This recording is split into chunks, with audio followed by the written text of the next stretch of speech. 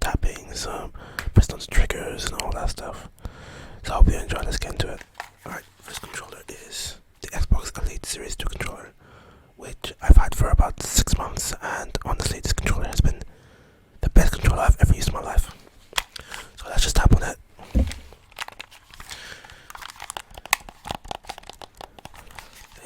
Let's tap on it first. It has like a weird rubberized material here for grip.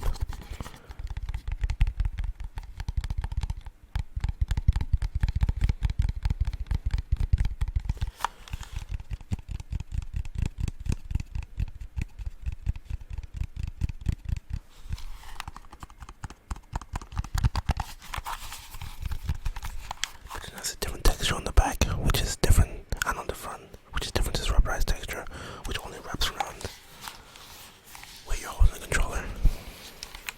So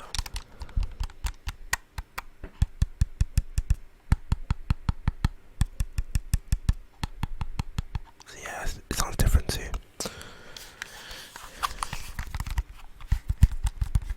It's more like a matte material on the back. Matte plastic.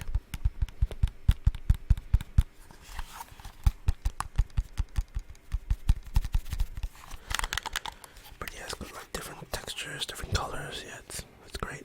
I'm pretty sure with Series 1 that was like, this was grey, but I'm not sure I didn't have the Series 1 on, so.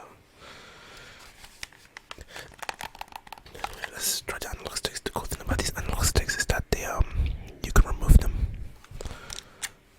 and you can change them for like different sizes. You can also change the tension of the analog stick. This one's broken, so it shouldn't sound like this, but yeah, it's broken. This is how it usually used to sound.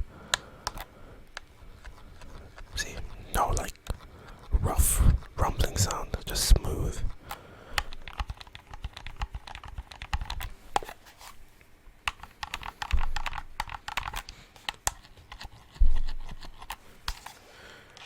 Yeah, just analog sticks. You press them in.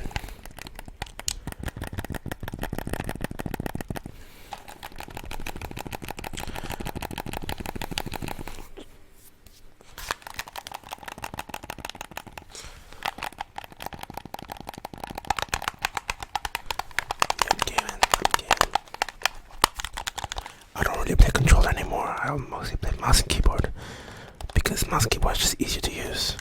But yeah, I do miss playing controller.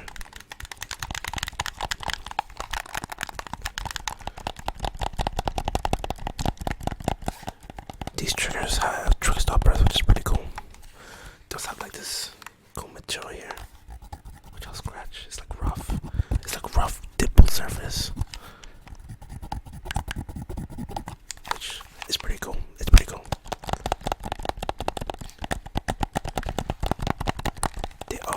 These triggers also have trigger stoppers, which I will put on right now, which you activate with these buttons.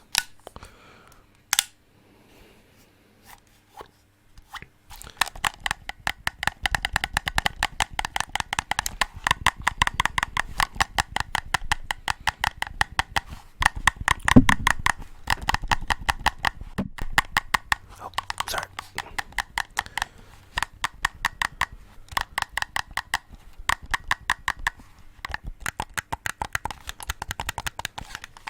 This RB is broken, unfortunately. Sometimes it registers, sometimes it doesn't.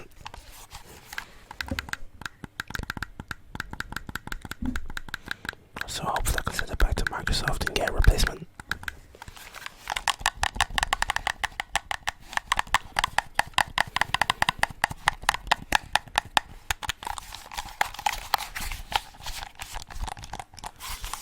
It also has paddles, removable magnetic paddles, which when you have paddles you can't go back to not using them. They're just so useful, especially 4 of them, but it does take a while to get used to.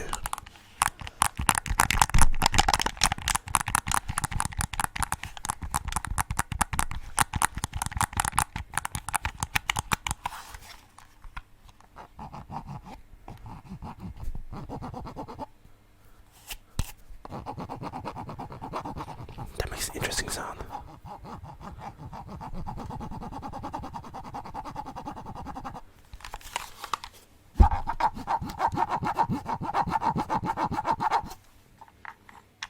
But yeah, most things on this controller are removable. Even the D-pad is magnetic and removable.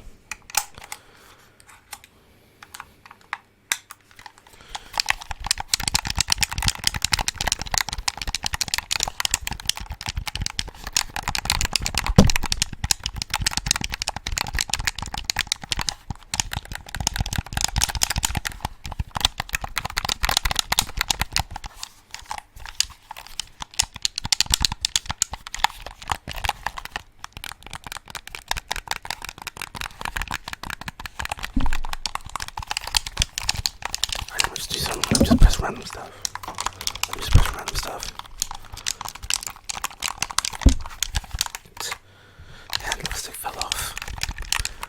The analog stick fell off.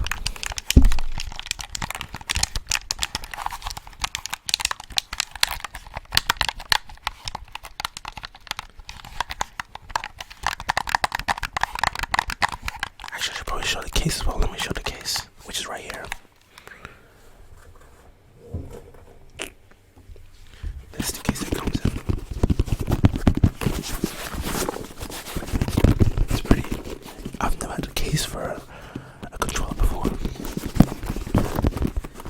It has a USB-C port here, so you can charge the Xbox controller inside the case. But I always use it wired anyway.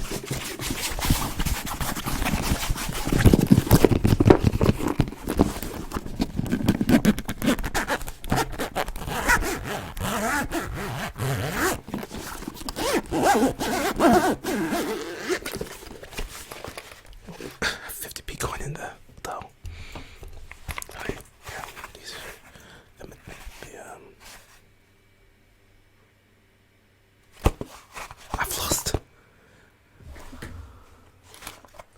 I'll look for it later, but I lost. There's supposed to be a dock here where you dock the Xbox controller, but it looks like I've lost it. Anyway, the dock here, it has contact pads and you charge the Xbox controller like that. And this is a screw for the tension. These are extra thumbsticks. And this is the other D-pad, but I prefer the other one, so that's the case. See, it just inserts in here. It inserts in here like this. And you can close it up and take it with you.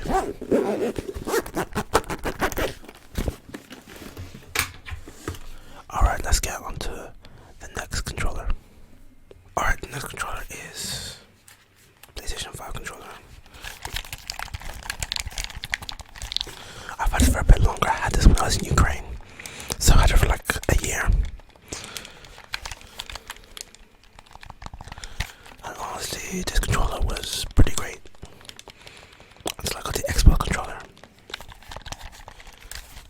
I don't have a PlayStation 5, by the way. I just couldn't get my hands on it, and I wasn't about to pay £700 for one on eBay. But I have tested out the adaptive triggers. There's an app you can get, or a program you can get on Windows to test it. And honestly, it's pretty cool.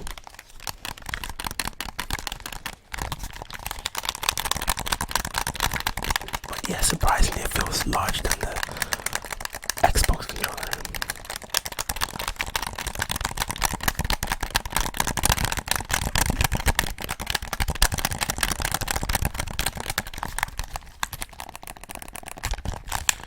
Also has a touchpad, which the Xbox controller does not have.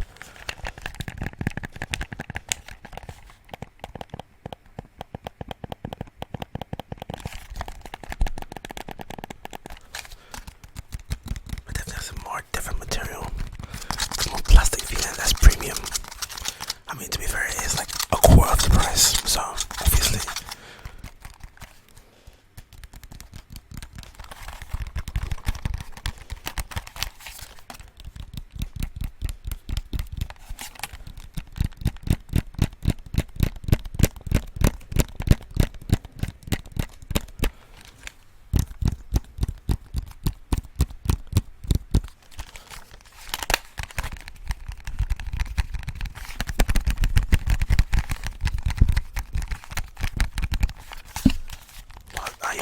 two-tone design, but I had a black version of this and it looked like 10 times better. But I sold it because I didn't need it.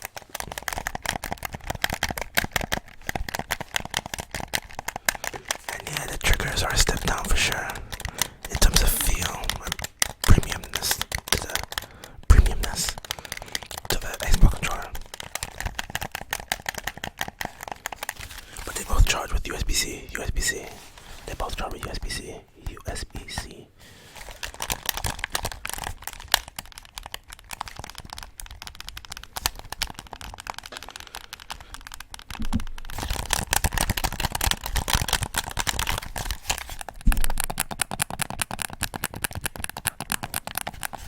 But I definitely prefer the analog sticks on this for some reason. They just feel so much more natural.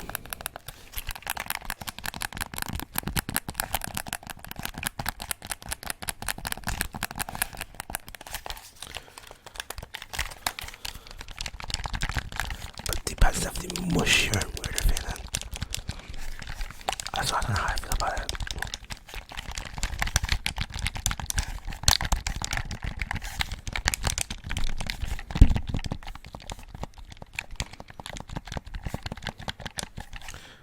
I haven't tried that before, but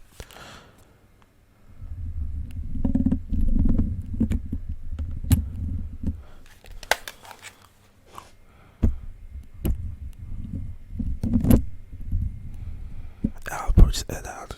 Doesn't sound that good. But yeah, it has a PS5 on it. Turns blue when it connects. It turns blue when it connects. Turns blue.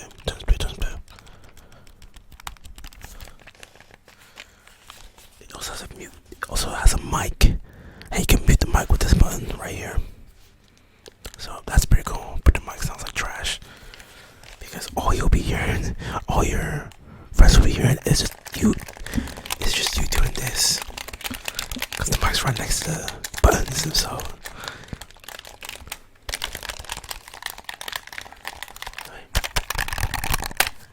That's the PlayStation controller. On to the next one, the last one. Alright, the last one is the Nintendo Switch controller. If you could even call this disgrace to human ergonomics controller. I'm gonna just flame Nintendo here because the Joy-Con is the most dinky things I've ever felt in my life. I mean, sure, they're pretty cool, like you can use them like this. But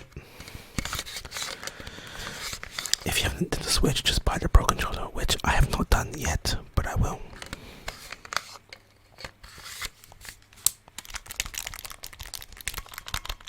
It's like, what is this? Like this is not good. This is not good, Nintendo. My fingers don't like this. Especially these small joysticks, they're so tiny. The range of motion is ridiculously small. But they get the job done. So I'm only playing like Breath of the Wild and Mario, so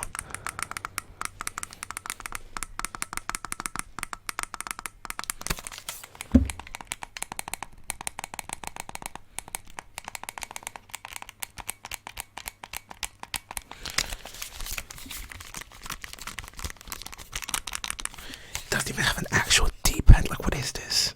This is not a D-pad, Nintendo.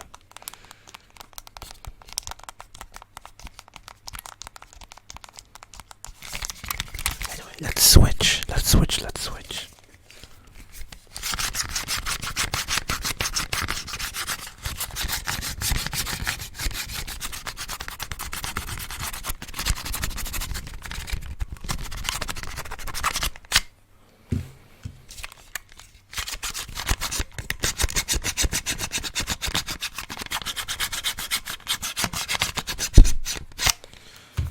Cool thing about this controller is that you can just use it like this for like Mario Kart, and then you can play 2v1. I mean, against your friend with just one controller, because then they have this other one, and they can just use it like this. Because it has buttons here as well.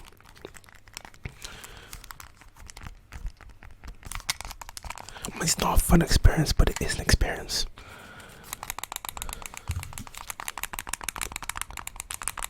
It is an experience.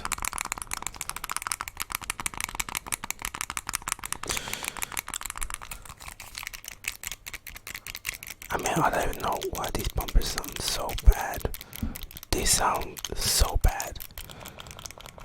I want the triggers sound okay, but they barely have any travel, so.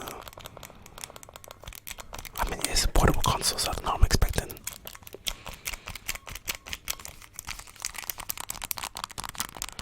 Anyway, let's put them on the Switch, which I have right here.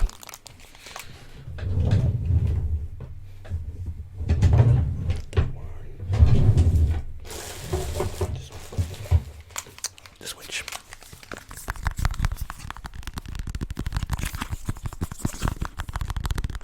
Unfortunately, it is dead because I don't use it that much.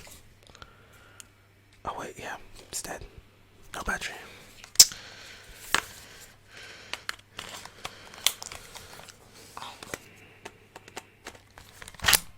And now they are connected for the full experience.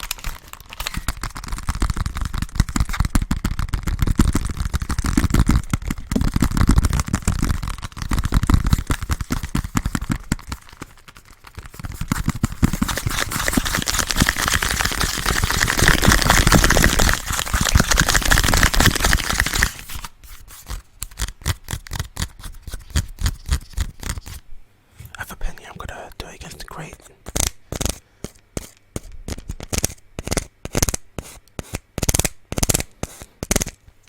I don't know, it sounds interesting, right? It sounds interesting.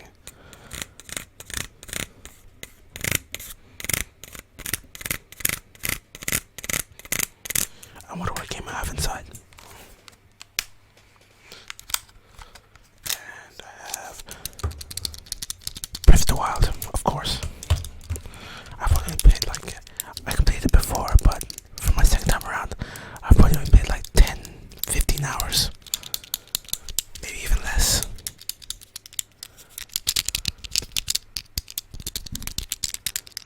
But yeah, I'll probably try and complete it again before the second one comes out.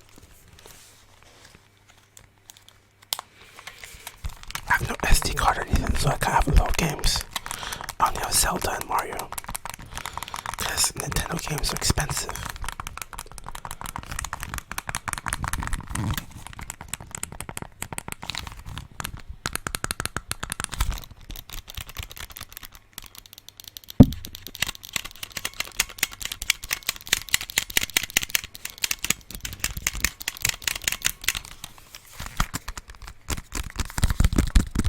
Oh, so yeah, it's just a regular version with this terrible stand. Awful. Useless stand. I just can't be asked to pay extra for OLED when I just wouldn't notice it. Personally. Because considering the games are on this, I mean OLED isn't really, not really graphically like amazing games, so OLED doesn't really shine.